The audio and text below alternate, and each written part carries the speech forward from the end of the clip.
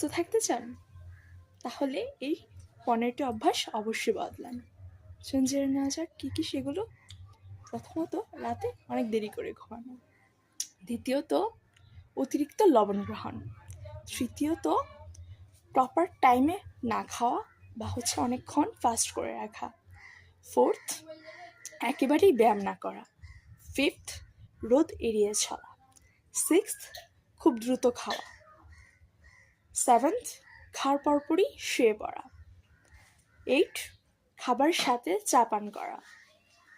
9, পর্যাপ্ত জলপান না করা। 10, ধুলোময় পরিবেশে বসবাস। 11, প্রক্রিয়াজাত বা জাঙ্ক ফুড খাওয়া। 12, সর্বদা ঘরের ভিতরে থাকা, যেটার কারণে কি হয়, ভিটামিন ডি প্রডিউস হতে পারে না। দেন 13, ঘন্টার পর ঘন্টা টিভি দেখা। 14, রাতে দেরি করে ফোনে যে স্ক্রিন সেটা অনেকক্ষণ ইউজ করা। অ্যান্ড ফিফথ, সোশ্যাল মিডিয়ায় অনেক বেশি সময় ব্যয় করে নিজস্ব দেখা যায় মানুষ দ্বারা আমরা প্রভাবিত হই, তো তখন ওইগুলো আমাদের মেন্টাল হেলথের জন্য খুবই ক্ষতিকারক।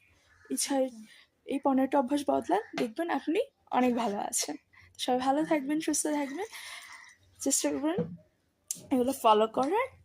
আর ভিডিওটি একটু ভালো লেগে থাকলে অবশ্যই শেয়ার করবেন। হরে কৃষ্ণ, প্রণাম।